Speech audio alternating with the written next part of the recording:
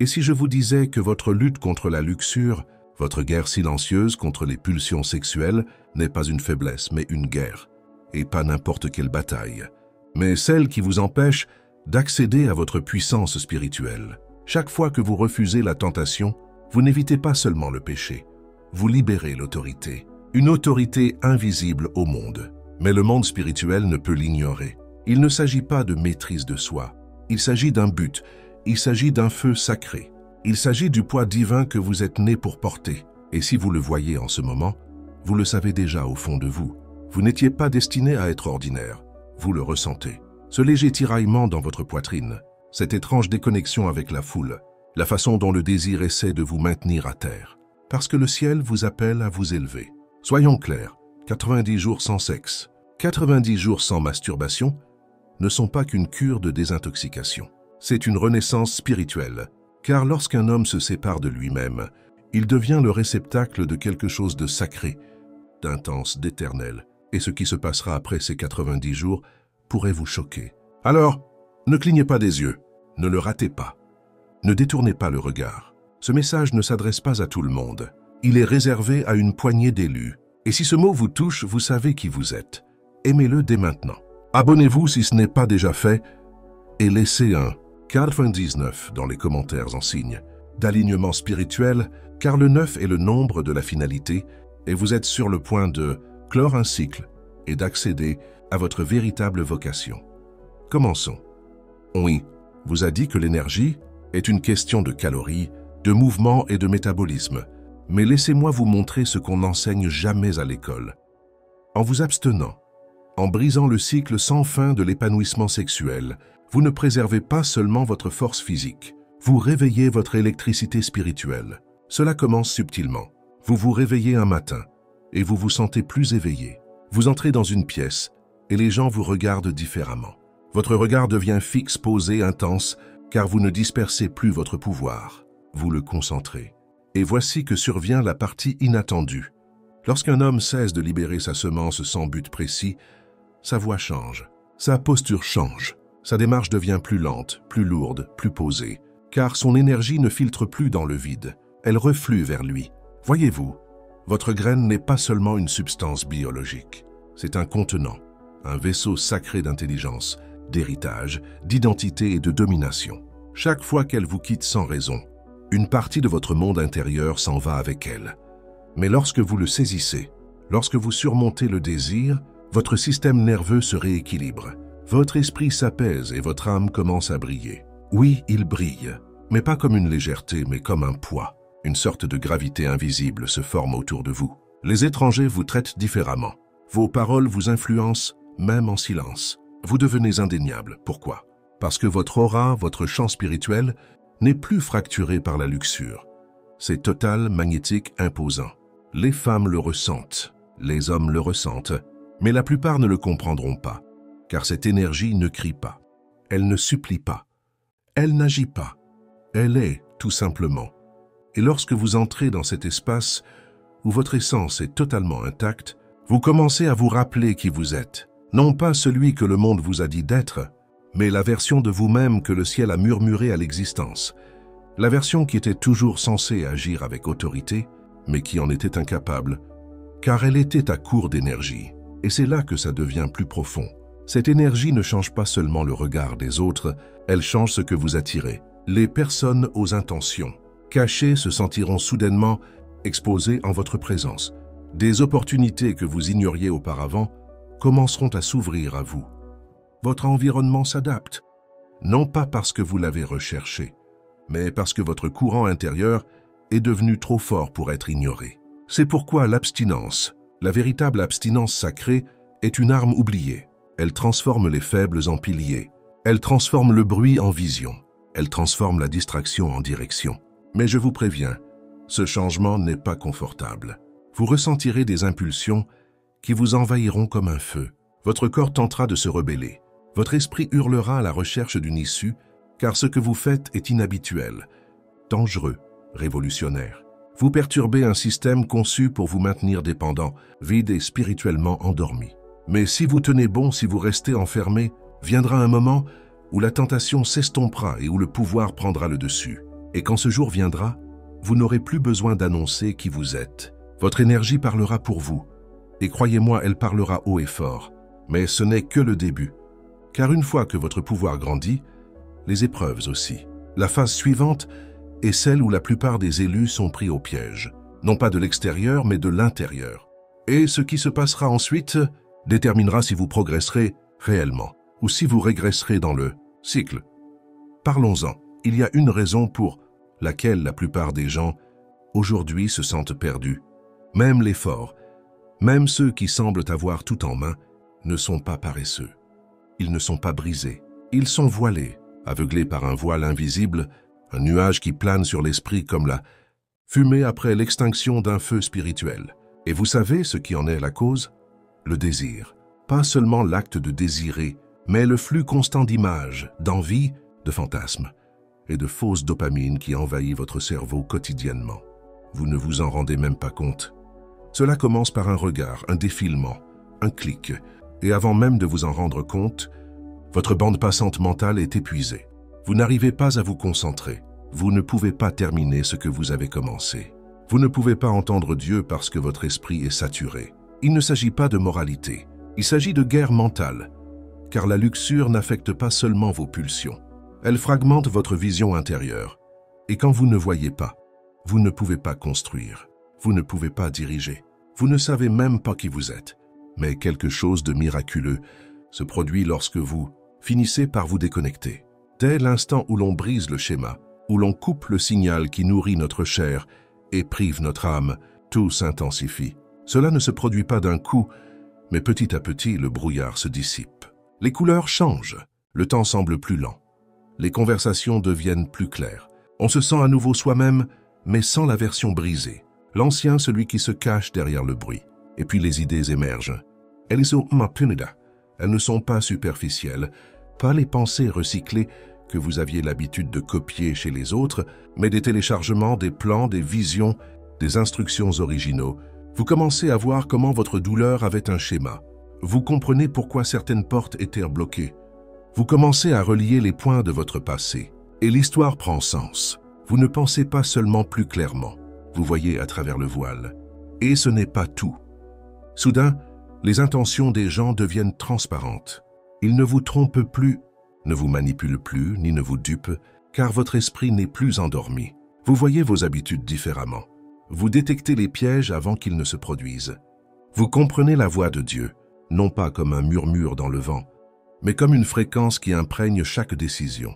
C'est pourquoi votre clarté est redoutée, car lorsqu'un homme voit clair, il devient dangereux pour le système. Il cesse d'être esclave de la luxure. Il devient un voyant. Et dans l'Antiquité, les voyants ne se contentaient pas d'interpréter les rêves. Ils transformèrent les empires. Cette même capacité est en vous, mais elle était enfouie sous des années de vacarme spirituel. Lorsque vous cessez de vider votre essence, votre esprit devient un trône, et Dieu commence à régner à partir de là. Mais il y a un prix, car la clarté s'accompagne de responsabilités. Vous commencerez à remarquer des choses que vous ignoriez auparavant. Tu te sentiras coupable de tes paroles, de ton environnement, de tes relations, et même de tes propres pensées. Tu verras trop de choses pour revenir en arrière. Et c'est là que ta voix intérieure se fait plus forte. Cette voix que tu essayais de faire taire, ce sentiment que tu as depuis l'enfance. Celui qui te disait que tu étais fait pour quelque chose de plus. Et cette fois, tu ne te contenteras pas de l'entendre, tu y croiras. Car maintenant, vos yeux sont ouverts. Et ce que vous verrez ensuite pourrait exiger une version de vous-même que vous n'avez jamais connue. Mais vous allez la rencontrer dans le prochain chapitre. Vous pensiez simplement résister à la luxure, rejeter une habitude, combattre vos pulsions, contrôler votre corps. Mais si je vous disais que vous combattez en réalité pour quelque chose d'éternel, chaque fois que vous choisissez la pureté, chaque fois que vous reniez la chair, vous ne faites pas qu'éviter le péché. Vous êtes surveillé par le ciel, par l'enfer, par le monde spirituel tout entier. Car le combat que vous menez dépasse vos désirs. Il s'agit de votre position, de votre autorité, de votre rang. Laissez-moi vous expliquer. Dans le monde spirituel, il n'y a pas de titre sans combat, pas de couronne sans croix, pas de pouvoir sans mort dans la chair. Et lorsqu'un homme abandonne son moi le plus primitif, non par obligation, mais par choix, quelque chose commence à changer dans son identité. Il cesse d'être un simple croyant. il devient une menace. Il cesse d'être un simple homme. Il devient un être marqué dans son esprit. Un guerrier qui a refusé de s'incliner devant les autels de la luxure, de la dépendance et du confort. Et le ciel le remarque, car il ne se laisse pas influencer par les apparences. Il n'est impressionné ni par le talent, ni par le charisme, ni par l'image. Mais quand Dieu voit un homme qui se renie secrètement, qui choisit la consécration là où personne ne le voit, il commence à l'autoriser. Le ciel commence à apprécier vos paroles, vos prières, votre silence. Soudain, quand tu parles, les anges se déplacent, l'atmosphère change, les chaînes se brisent. Pourquoi? Parce que tu as payé le prix du poids spirituel. Tu as renoncé à ce que le monde glorifie pour porter ce qu'il ne peut expliquer. Et ne pense pas que l'enfer ne te surveille pas aussi. Car lorsque tu marches dans la pureté, lorsque ton cœur est pur et ton réceptacle rempli, les démons te reconnaissent. Non pas avec peur comme dans les films, mais avec respect. Ils ne vous attaquent plus comme avant. Ils vous encerclent. Ils vous distraient, vous trompent. Vous trompent émotionnellement, car vous êtes devenu trop coûteux pour les affronter de front. Pourquoi? Parce qu'ils voient ce que les hommes ne voient pas, que vous avez crucifié votre faiblesse et à sa place, vous portez le feu, un feu implacable. Vous n'êtes plus réactionnaire. Tu ne cherches pas la validation. Tu ne cèdes pas face à la tentation. Tu chemines avec quelque chose d'ancien, de sacré, de violent en esprit, et pourtant paisible en ta présence. Et cela ne vient pas d'un sermon ou d'un livre de développement personnel. Cela vient de ton combat personnel, de nuits de solitude, de larmes cachées. Ces moments où tu voulais céder, mais tu ne l'as pas fait. C'est là que ton autorité s'est forgée. Dans le feu, personne n'a applaudi. Dans le silence, personne n'a vu. Et maintenant, tu n'es plus seulement un homme. Tu es un vaisseau. Le ciel te reconnaît. L'enfer te fuit et la terre commence à t'écouter. Car un homme doté d'une véritable autorité n'a pas besoin de se faire connaître. Le monde spirituel a déjà accompli cela. Mais écoutez attentivement, car c'est là que ça devient plus profond. Cette autorité n'est pas un trophée. C'est une responsabilité, un fardeau. Et si vous ne savez pas comment l'assumer, vous attirerez un pouvoir inutile. Vous gagnerez la faveur sans la discipline nécessaire pour la protéger. La phase suivante est celle où l'héritage commence. Et dans cette dimension, chaque pas compte. Allons-y. Il se produit quelque chose lorsqu'un homme maîtrise ses pulsions. Quelque chose dont la plupart ne parlent pas. Quelque chose de puissant, de non-dit, presque magnétique. Ça ne commence pas par des mots. Ce n'est pas tes vêtements. Ce n'est pas ta coupe de cheveux, ton sourire, ni ton statut. C'est ta fréquence. Lorsqu'un homme traverse la vie avec son énergie sexuelle intacte, emmagasinée, protégée, il rayonne d'une énergie ancestrale. Les femmes ne s'en rendent pas compte. Elles la ressentent sans même avoir besoin de dire un mot. Elles perçoivent une présence différente, plus forte, inhabituelle. Car dans un monde peuplé d'hommes mus par le désir, un homme animé par un but est un choc. Il ne reste pas passif. Il ne court pas après. Il ne cherche pas à impressionner. Il observe, il écoute. Il porte le silence comme une arme. Et ce silence fait du bruit. Car lorsqu'un homme n'est plus ému par la chair, elle commence à se rapprocher de lui, non par peur, mais par fascination. Voyez-vous, la plupart des femmes ne sont pas habituées aux hommes spirituels. Elles sont habituées aux hommes qui désirent ardemment quelque chose. Des hommes qui regardent avec avidité, qui s'ouvrent à eux par besoin, qui guettent secrètement un instant de validation, d'attention ou de conquête. Mais une fois que vous avez vaincu la bête intérieure, que vous avez déposé votre désir sur l'autel, vous devenez intouchable. Et soudain, ils commencent à vous regarder différemment. Non pas parce qu'ils vous désirent, mais parce qu'ils ne vous comprennent pas. Ils ressentent quelque chose de ferme, d'insouciant, une puissance silencieuse qui ne peut être séduite. Et c'est là que l'épreuve commence. Car à vrai dire, cette attirance n'est pas une récompense. C'est un piège, une épreuve pour votre nouveau niveau. Les mêmes esprits qui attaquaient autrefois l'écran de votre téléphone la nuit pénètrent maintenant dans les pièces parfumées. Ils savent qu'ils ne peuvent plus vous tenter. Alors ils recherchent votre confiance. Ils essaient de vous convaincre que vous l'avez mérité, que vous méritez un peu de plaisir maintenant, que toute cette pureté doit vous mener quelque part. Et oui, mais pas seulement. Car cette saison n'est pas faite pour le plaisir. C'est une question de préparation. Ils vous positionnent. Ton nom est murmuré dans des pièces où tu n'as jamais mis les pieds. Des portes s'ouvrent dans l'esprit. le poids de ta voix s'amplifie. Mais un instant de distraction, une concession, une connexion innocente, et toute cette autorité disparaît. C'est ainsi que fonctionne l'ennemi. Il ne vient pas avec le feu et les cornes, il arrive avec charme, sourires et opportunités. Plus vous vous rapprochez de votre objectif, plus vous devenez attirant aux yeux d'eux, ceux qui n'ont jamais été assignés à votre avenir. C'est pourquoi le discernement est primordial désormais, car toutes les belles femmes ne sont pas une bénédiction, et toutes les relations ne sont pas une confirmation. Certaines sont des missions envoyées pour vous distraire, vous détourner et vous démanteler.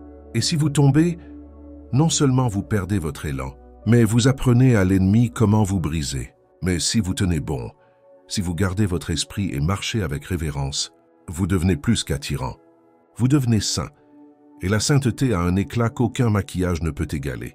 Elle attire la femme idéale, la femme exceptionnelle, celle qui prie plus qu'elle ne publie, celle qui voit ton silence et n'essaie pas de le combler. Elle l'honore. Mais tu ne la trouveras jamais si tu te laisses guider par ceux qui sont venus tester ta puissance. Alors reste concentré, sois choisi, reste caché en Dieu. Car ce qui vient exigera une version de toi-même qui ne peut être influencée par rien ni personne. Et ceux qui survivent à cette phase ne se lancent pas dans la suite. Ils l'affrontent avec le feu dans les yeux et l'épée dans l'âme. Après 90 jours, quelque chose dans votre esprit ne semble pas seulement différent. Il est différent. Vous ne livrez plus les mêmes combats. Vous n'êtes plus tourmenté par les mêmes pulsions. Vous êtes passé de la survie à l'alignement, car ce que vous venez de vivre ne se résume pas à rompre avec une habitude. Il s'agissait d'être préparé. Préparé pour le but, prêt pour le mouvement, prêt pour l'alignement. Voyez-vous, une fois votre vase purifié, Dieu ne se contente pas de vous bénir. Il commence à vous assigner des tâches. Il vous confie des vérités plus profondes. Il vous confie des clés plus lourdes et commence à vous placer dans des lieux qui exigent silence, discernement et obéissance. Tout le monde ne le voit pas, mais le ressent. Votre voix prend soudain un poids étrange. On vous écoute, non pas parce que vous parlez plus fort, mais parce que vous parlez d'un endroit où peu de gens sont allés. Vous ne répétez plus ce que vous avez entendu. Maintenant, vous libérez ce que vous portez en vous. Car lorsqu'un homme marche 90 jours sans contamination, lorsqu'il n'est plus dominé par l'impulsion, la luxure ou la vanité, il devient un instrument prophétique. Et prophétique ne signifie pas toujours religieux. Cela signifie que vous marchez avec précision. Vous vous déplacez en harmonie avec le timing divin. Vous ne courez après rien. On vient vous chercher parce que le ciel a mis votre nom sur la porte. Vous remarquerez que les choses commencent à changer. Vous n'attirez plus le chaos. Vous attirez la clarté. Vous ne mendiez pas d'opportunité. Vous devenez l'opportunité. Vous cessez d'essayer de vous intégrer à la vie des autres et commencez à réaliser que vous avez été conçu pour les perturber. Vous entrez dans des lieux sans même vous en rendre compte. Mais la pièce s'adapte. Les conversations ralentissent. Les gens s'approchent. Non pas parce que vous êtes spécial, mais à cause de votre odeur. Parce que l'homme qui se conquiert est désormais prêt à embrasser quelque chose de plus grand que lui. Et Dieu ne gaspille rien. Chaque larme, chaque nuit blanche, chaque combat contre la luxure, la honte, la culpabilité et le silence ont été une pierre angulaire de votre véritable identité. Et maintenant, vous êtes devenu un instrument au service d'une cause, destiné à avoir un impact. Mais voici ce que la plupart des hommes n'attendent pas. Une fois aligné, vous remarquerez que votre endurance augmente. Non pas parce que vous vous êtes égaré, mais parce que l'ennemi vient de recevoir la notification. Elle est déjà activée. Vous ne vivez pas seulement pour vous-même. Vous portez en vous des générations. Les lignées changent quand vous parlez. Les schémas se brisent quand vous priez. Les destins s'éveillent quand vous vous montrez